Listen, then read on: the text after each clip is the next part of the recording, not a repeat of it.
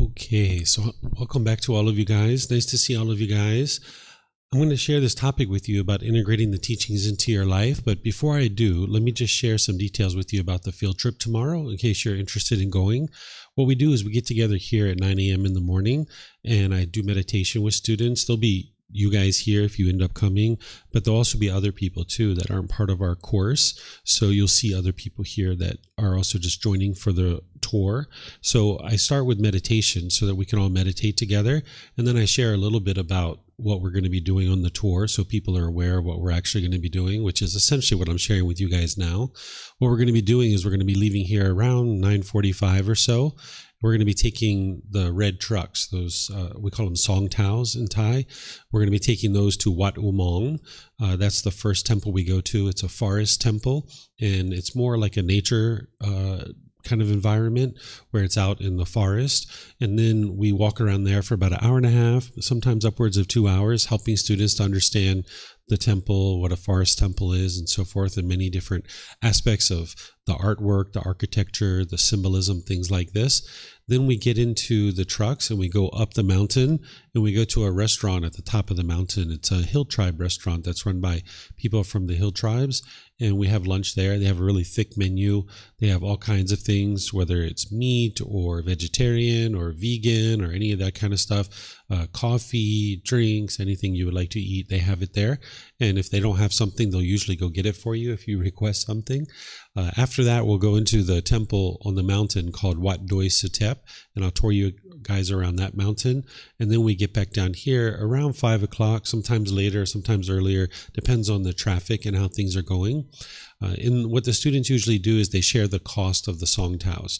They usually ends up being somewhere between 200 to 300 baht, depending on how many people go.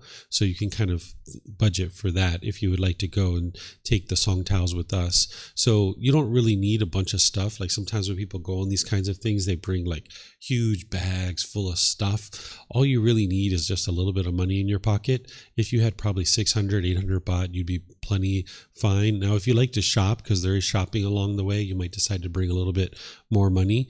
But in terms of your lunch and the transportation and all that kind of stuff, if you just have a little bit of money in your pocket, because there's refreshments and food and snacks and all that kind of stuff along the way, you don't have to load yourself up with a bunch of stuff unless you'd like to. Some people just like to travel that way.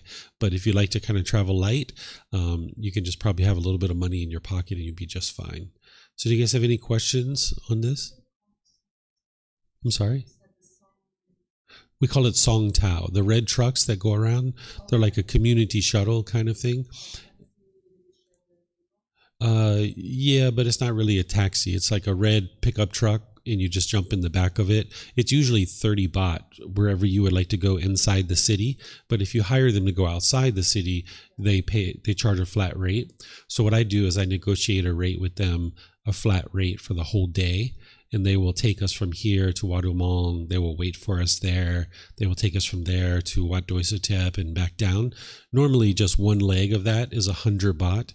If you did it on your own, they would take you to the temple for 100 baht. But when we do it together as a group, that brings the price down quite a bit. Sometimes it's even as low as 150 baht, depending on how many people are in the truck. So we just take the price, which is usually 1,500 baht, and we just divide it however many people are in the truck. And usually we can fit 8 to 10 people in a truck. So it just depends on how many people are in the truck. But it usually ends up being somewhere right around 200, but I usually say 200 to 300 just in case there's like 4 people or 5 people, then they kind of know, what the price is.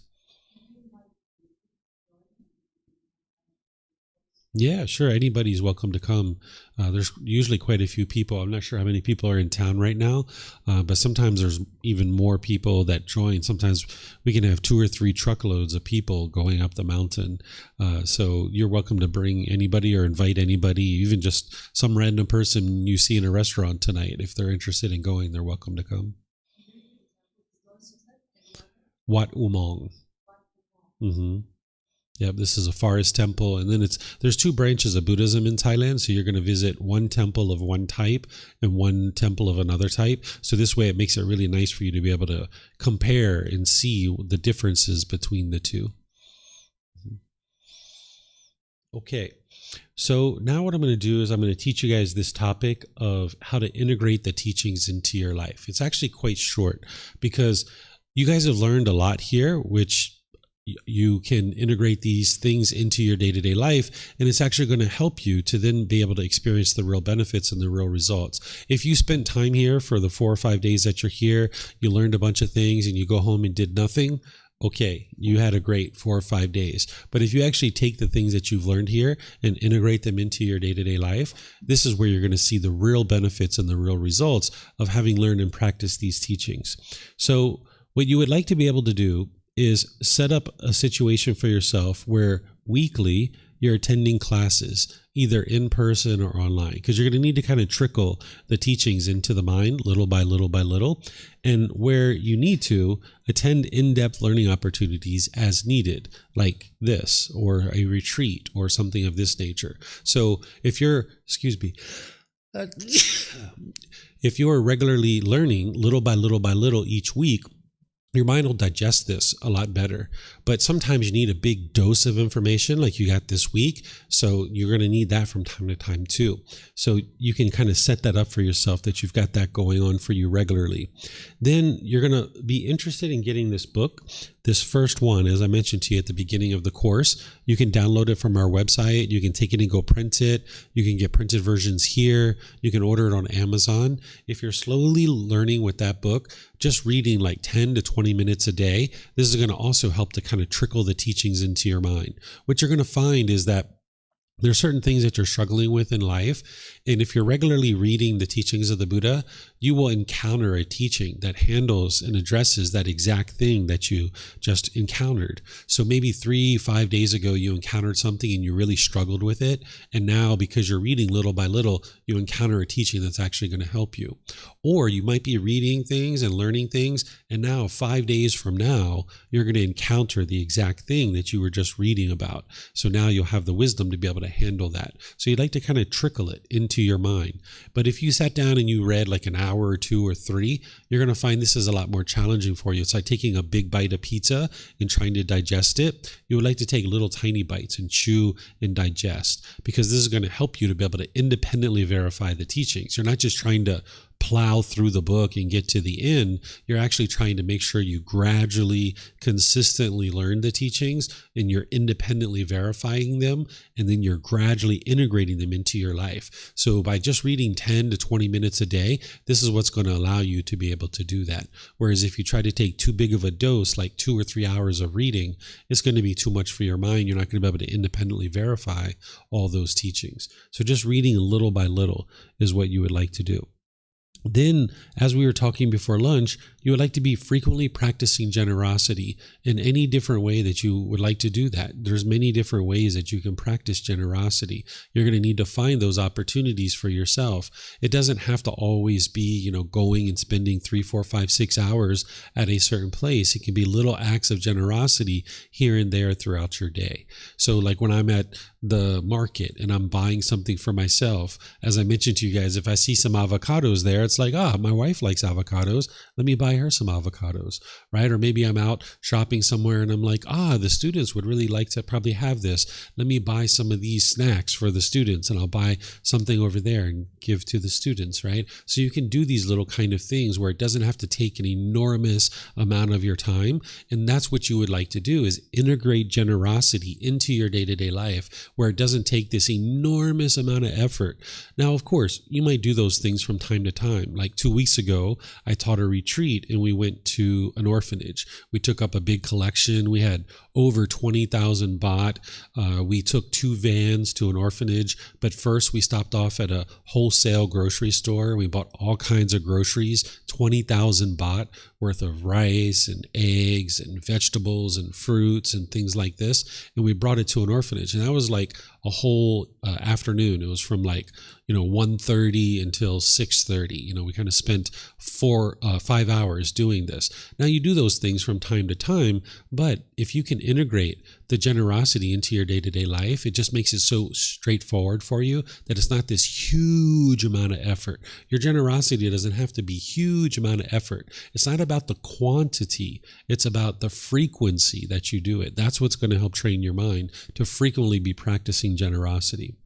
Then you would like to be improving your wholesome moral conduct through right speech, right action, and right livelihood from the Eightfold Path. That's what's going to help you to improve that. So you're going to need to pay attention to that. And as I've mentioned to you throughout the course, the relationships where you have attachments, that's going to be the hardest for you with your life partner, with your children, with your parents, with your siblings, people like this. That's going to be the hardest for you, for your moral conduct. So understand that you can work on this gradually, and you're not going to be perfect out of the gate. There's just no way. Even 6 months from now, you're not going to be perfect. So it's going to be gradual training, gradual practice, and gradual progress. And where you see you're making missteps, that's where you just look at that, cultivate the wisdom of what you could have done better, and then you aim to do better. If you need to apologize in order to clean up your karma, go ahead and apologize to clean up your karma. Where you need help, you can reach out to me and I'll help you to understand how to better handle that situation in the future. But you would like to understand that there are going to be missteps. You're not going to just go to enlightenment, right? It's not snap your fingers and get to enlightenment. This is a multi-year path. It's going to take multiple years to get to enlightenment. So take your time. You're not in a rush. You're not in a competition with anybody. You just gradually train your mind, realizing you will make missteps. And where you do that, learn from it, cultivate wisdom, aim to do better next time and improve. And where you need help, reach out to somebody that can help you. Then you would like to be practicing meditation daily, 2 or 3 times a day, building up your practice to 30 minutes of meditation per session, where you gradually build that up over 6, 12, maybe 24 months, that you're gradually building up your practice. Remember, once again here, frequency is more important than duration. That you would like to, if it's between 1 meditation for 30 minutes or 2 for 15, go for the 2 for 15. That's going to have much more benefit for you. Even if you're doing 2 for 5 minutes, that's much more beneficial for you. Even if you're doing 1, let's just say now you're doing 1 for like 30 minutes and that's what you've been doing, just do a second one. Even if it's 5 minutes, just do it. Get in the tendency of making that placeholder in your life for that second meditation, even if it's just a few minutes, and then gradually expand it from there. You would like to just gradually increase this. You're not in a rush, and if you do things too abrupt and too quick, your minds tend to not like that. So just do these things gradually. And then where you need help, you're welcome to seek guidance. You're always welcome to reach out. You guys have any questions on this, how to integrate these teachings into your day-to-day life where you're consistently growing? No questions? Okay, let me see if we have anything online here. For those of you guys on Facebook, YouTube, or Zoom, you can ask questions by putting that into the comment section. Okay, I'm not seeing any questions. Okay, so now I'm going to share an activity with you guys that we typically do here at the end of the course. Of course, tomorrow we have the tour that you guys are more than welcome to attend at 9 a.m. We're going to be starting from here, and then we'll get back somewhere around 5, maybe a little bit later, a little bit earlier. But we've already talked about that, and you know about that. So now towards the end of the course, in terms of integrating these teachings into your life, you're going to need to start making the decision to do things that are wise and that are helping you to move forward on the path to enlightenment. So far, you guys have been coming to class each day, and in the morning, we do chanting and meditation together. In the evenings or afternoons, we do chanting and meditation together. And I'm kind of leading that as a leader, and you guys are kind of coming along, and we're all doing it together. It's been your choice all along, but someone has been leading you in this. What I'm going to do now is kind of turn things over to you, that I've been teaching you essentially for 3.5 days now. And now it's up to you to decide what you would like to do for your afternoon. There's different options. There's all of these that you might decide. You could do breathing mindfulness meditation in the seated, lying, standing, or walking position. That's an option. You know how to do that. You've been doing regular afternoon meditation. You might decide to do that. Some people have questions that they would like to ask. You can come talk to me and we can talk privately, or 2 or 3 of you guys would like to talk, we can talk, and you can ask any and all questions that you would like. Some people like to practice generosity and clean up the temple because we've been here all week, and they're like, okay, well, it was clean when I came here, so maybe we'll leave it in a clean condition. We've been using it all week. Maybe we'll clean up a little bit so the students after us can experience a nice clean temple, because there aren't any cleaners that come here and clean. It's all of us taking care of this space that makes it nice. So if you guys would like to do that, you're welcome to do that. These are all options for you. So I've seen some people do 1 of these or 2 of these. I've seen some people do all 3 of these. And then for some people, maybe you're like, I'm just going to go home and rest. Maybe you like to rest up for the tour tomorrow. You got something else you'd like to do. Maybe you like to just go home. That's an option too. So it's really up to you what you would like to do with your afternoon. These are all options. Not everybody needs to do the exact same thing. You can make the decision that you feels best for you. And if you'd like any help, you can come and talk to me. Okay, so these are all potential options that you might decide. So you have a question? Uh-huh.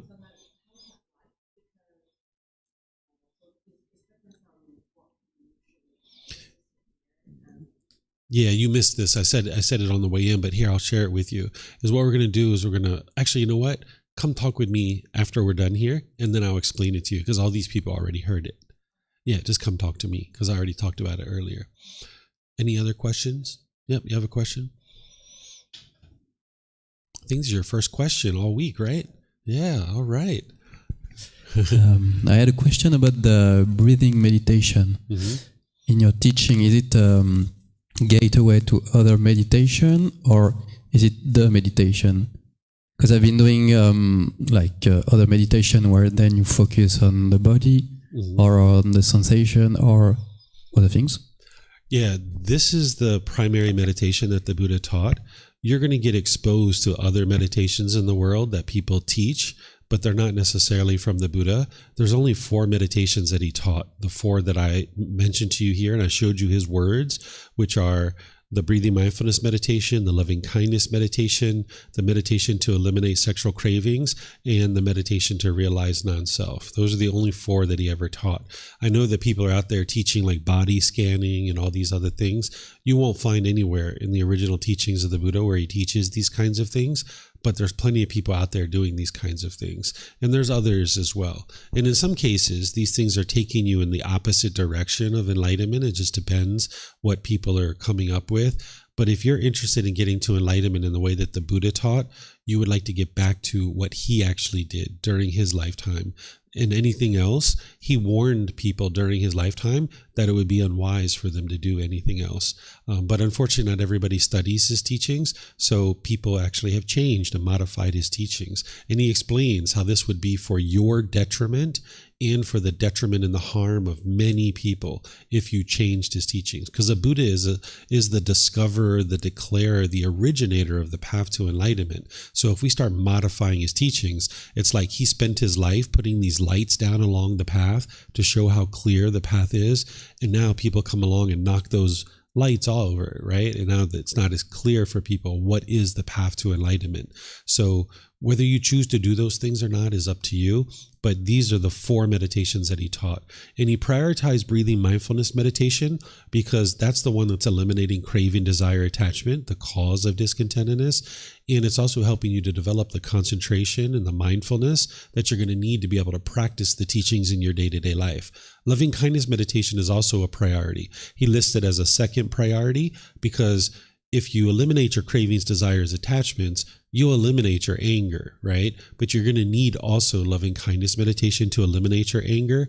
But if you weren't eliminate your craving, desire, attachments, it doesn't matter that you're working on eliminating your anger because you're not eliminating the source and the cause, which is the craving. So these are the 2 meditations that people start with, which is breathing mindfulness and loving kindness. And the beauty about this is not only are you getting back to what the Buddha taught and you'll see real results, but you're actually able to then deepen your practice. Whereas if somebody was trying to learn like 15, 20, 30 different meditations, they have this really broad practice that they haven't really gotten really deep and become a real master or expert at any one meditation. So by focusing on just the 2 meditations, that's what you would really like to do. You can get really deep into them. And if you understand the 3 poisons or the 3 unwholesome roots, you can see why the Buddha only taught these specific meditations, because it's targeting the 2 of the 3 unwholesome roots or the poisons of craving and anger. And then that ignorance is being eliminated through the cultivation of wisdom. Yeah, you're welcome.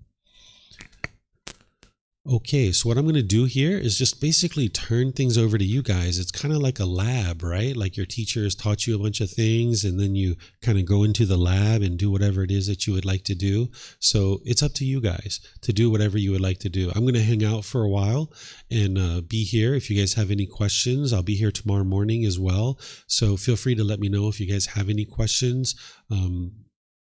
Thank you for being here. And I have something up here for you guys that I usually give out at the end of classes and courses and retreats.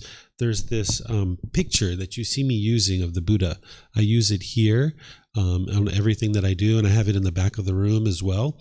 This is an artwork of the Buddha that was done based on the original source teachings, that all the statues you see of him pretty much don't look like the Buddha, because he has this crown on his head, and he didn't walk around with a crown on his head. He actually looked just like you and I.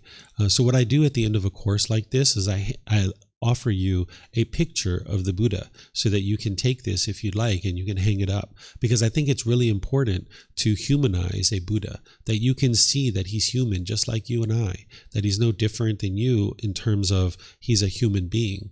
Because if we put the Buddha up really high and we think that he's so high, you might think like, oh, I can't get to enlightenment. He's a Buddha. Only he can do it. It's like, no. You can actually get to enlightenment too. So it's really nice to humanize a Buddha. And I think a picture like this works really well, because this was commissioned by a temple that looked at the original artwork and the original teachings, and they did an artwork based on those original teachings, where the people who were creating statues of the Buddha, they didn't actually live during his lifetime, and they didn't look at the original teachings when they were forming these statues, or they would have never put a crown on his head. And the other thing that this can do for you is, if you have this hanging up somewhere, maybe it'll remind you to meditate.